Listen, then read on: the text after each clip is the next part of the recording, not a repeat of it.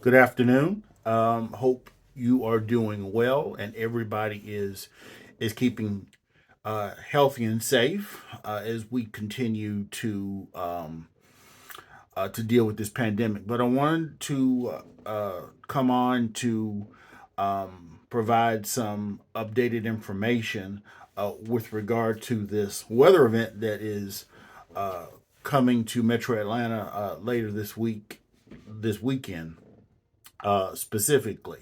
I'm going to be posting on my Facebook page later today some sources that I look at on a regular basis, and I highly encourage you, if you're here in Atlanta, uh, to to follow these sources. Because as I said in my previous video, uh, I think it's not a good idea to follow just one weather expert.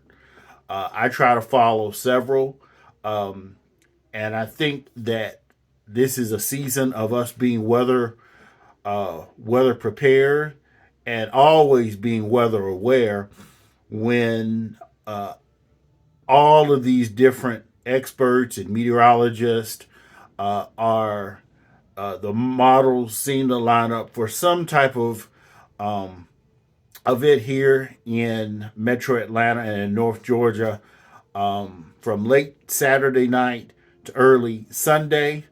Um, so a couple of, and I'm going to be posting, but a couple that I wanted to mention off the top is um, firsthand weather. Um, it is a really good blog. I have been following it for a couple of years, and they are generally not too far off the mark.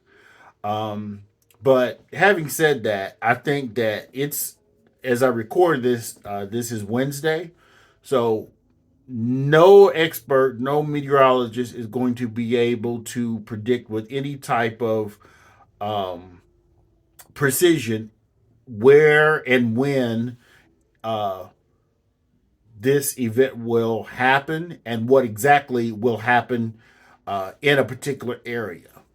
Um, but I do want to point out firsthand weather, then there's pivotal weather, and all of these sources have robust Facebook pages for you to follow. So I don't know if you need to log into their email. I mean, log into their website. But uh, those are two that I wanted to point out. Um, for those of us in the Atlanta area, obviously Glenn Burns, Atlanta's chief meteorologist at WSB, um, David Chanley at Fox 5 Atlanta, who, of course, for you long time uh, Atlantans used to be on WSB. Chris Holcomb at 11 Alive. Now, Chanley and Holcomb, they both do Facebook Lives around 9 o'clock every night, even when there's nothing going on weather wise. And I suspect that they will definitely be doing that. So, uh, if there's any updated information, they are usually generally good. So I just thought I would put that out there. And then outside Atlanta, a couple that I like is Leland Statham at News Channel 5 in Nashville.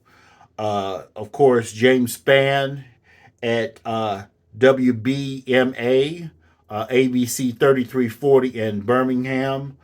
Um, because he seems like he has a really good handle on tracking models and such, and is very plain spoken, and he's not going to come on or make any post unless he has some good, reliable, uh, up to date and accurate information. And always, for the most part, if we're living here in Atlanta, whatever system is coming through here usually has to come through Alabama first if it's coming from west to east. And I think the system that we're talking about currently is about 3 or 4 thousand miles away. So, having said that, uh, Steve Templeton, the meteorologist at KMOV in St. Louis, is one that I also look at because whatever system is uh, going through Birmingham or going through Nashville, for the most part, is also going through St. Louis as well. And then I'm going to post some of the other sites later on. Um, and here's the thing: when you see a meteorologist post some very detailed information, I want you to pay attention to that. And uh, they're not always going to agree exactly, but I think in general terms, the model should line up right about the same in terms of specifically what we're seeing or what looks like it may be shaping up for early Sunday morning throughout the day on Sunday. So don't be caught up in the fact that one station here in Atlanta may be saying one thing and another station may be saying something a little different. That's going to happen. So don't be caught up in the fact that they may not all say the same exact thing. Okay. So I'm going to post some of the other sources that I rely on. And as I said before, don't rely on one weather source, and that should be the case if there is severe weather or if there's remnants of a hurricane that may be coming and impacting our area. Always have multiple sources. Um, of course, as I said previously, this is a time to prepare for making sure that your cell phones are charged, making sure that you have that all of your batteries, making sure that whatever in your house that needs a battery has good fresh batteries in it. So just wanted to put that out. And if your phone needs like the portable chargers, the temporary chargers, I've got a few. This is a time to make sure that all of your chargers remain um, charged up. Also, here is a hack, a life hack. If you are a streaming subscriber, and I think most of you are, I think a lot of the streaming services allow for you to download the movie or TV show you'd like to see onto your device. So if you don't have electricity, you're probably not going to have Wi-Fi, but you can continue to enjoy your Netflix movies or your Hulu movies without any type of problem. Now, understand that your device is going to use a lot of batteries for that. But I mean, that's something for you to consider. Um, Also, if as I said previously, um, continue looking at these. Make a point of every 2 or 3 hours, just checking back with the experts to see how, if at all, the system is shifting. For all we know, this far out, it could uh, definitely change. Uh, Now, one other thing that I want to note is a lot of people are making cracks. I know this is the 40th anniversary of the huge snow event that occurred in Atlanta this time, January of 1982. And a lot of memes are already circulating about how this sets up to be another snow apocalypse. Um, I don't think so. Even though I know that's funny, I know a lot of people find that to be amusing. But let's look at it. This looks like this is going to be an event that's all day Sunday, and let's not forget that Monday is a federal holiday. It is the holiday of it's the King holiday. So most banks and schools and government offices would be closed anyway. So if there is a significant event that occurs in Atlanta, that even a tenth of an inch of ice is profound.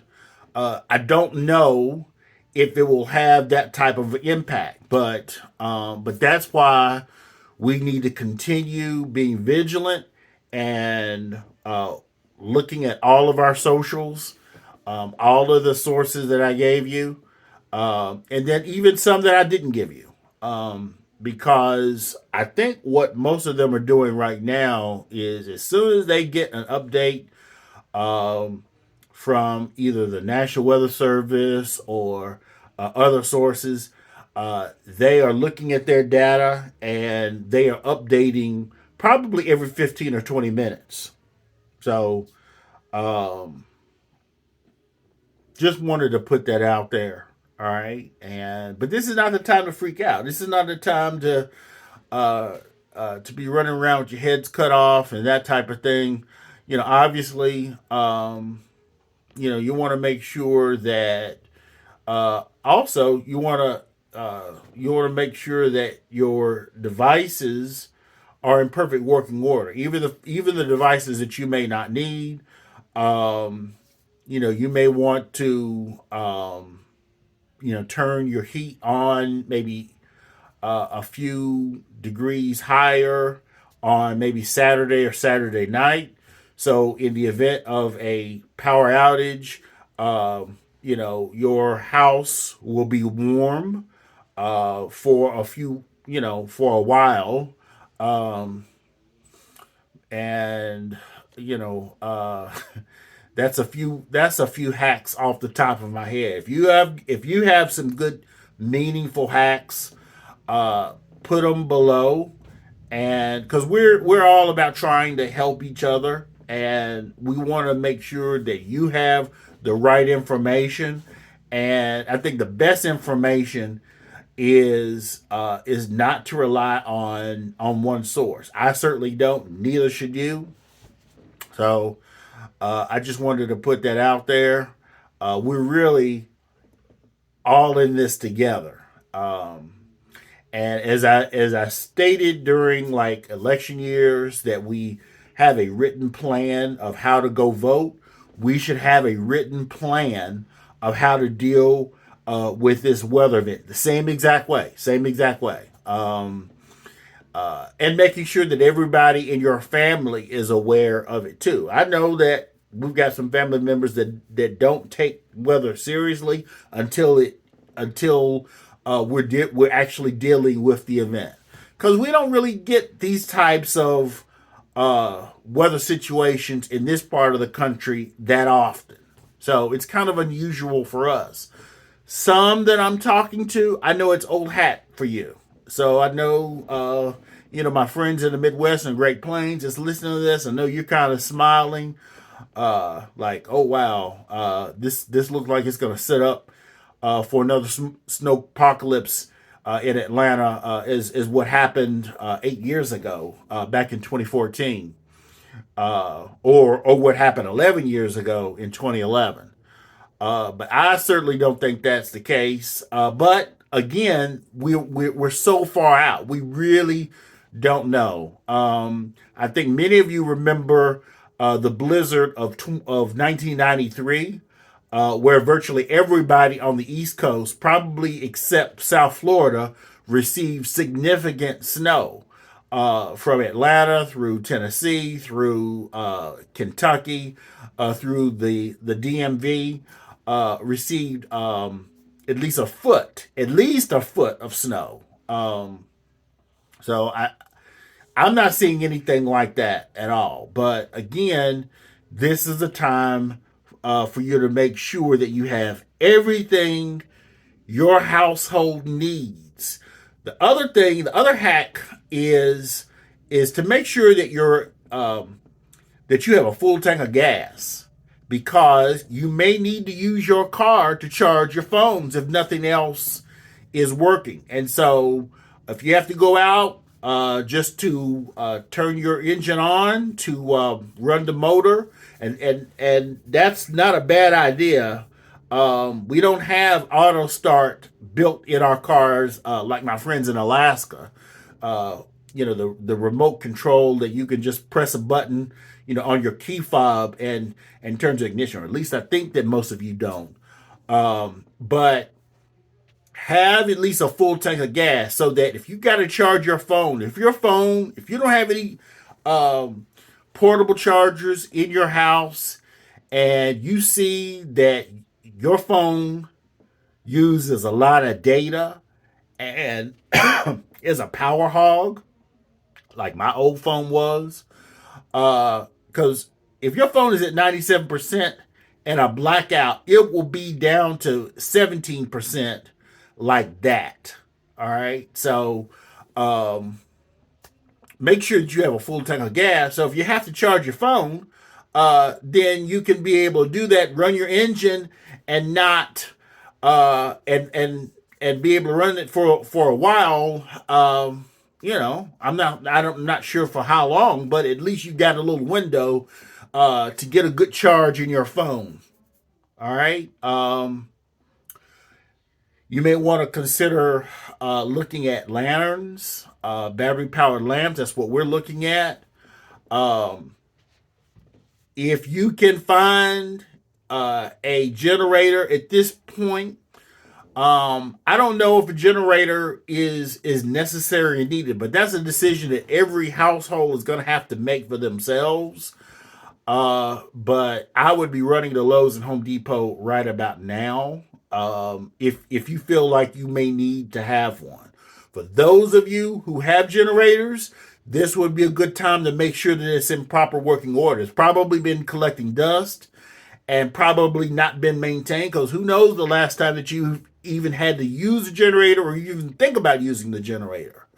I know in this neighborhood, people were talking about the last real power outage has been some years back.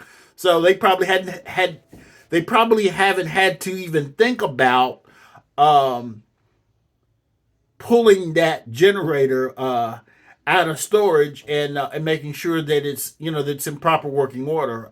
So this is that time to do that. And maybe hopefully that it is. I would definitely not wait until you need it to try to think about, oh, I'm not sure if it even works. So just want to give you some good, valuable, and meaningful hacks. And then again, if you have some life hacks specifically with this impending snow event, please let us know. But I think the more information that we can put out, I think the less chance that all of us would be freaking out. One more caveat, as I said in the previous video, we're just not going to know, and I don't think any of the experts would know exactly how much your house, your neighbors, the people down the street, or the people around the corner, how much will they be impacted this far out? I think the closer that we get to maybe Friday, we may have a clearer and better picture. And maybe if we have some more hacks and tips and tricks on how we can deal with this, then we'll come on and post another video and we'll take it from there. But I just want everybody to have the best, accurate, reliable information, so you can make honest and thoughtful and meaningful decisions, not just for you, but for those that you love, as we deal with ice. I mean, I want people to take this thing seriously, but I don't want people to get all excited. All right, and tamp down this rhetoric that this is going to be Snowpocalypse Part 2. All right, because we don't know. All right, but maybe maybe all of us will be singing Ice Ice Baby Sunday. Um, and I pray that the impact on our power lines and our transformers would be minimal. But we have no way of knowing right now. All right, but the other key takeaway is this is a holiday weekend coming up. We don't think about that, but this is the Martin Luther King holiday weekend. So a lot of folks will not be working on Monday anyway. So if there's any kind of huge impact, they would be home and not on the roads. So if there's any silver lining to that, to this pending event, I certainly would think that would be the case. But we'll pop back on here the very next time that we got some good information for you. Check out my post that I will be putting on my page about sites that you need to be following right now. So that's all. That's it. Until next time, please be safe and please, whatever you do, this is the time to remain weather aware. Have a great day.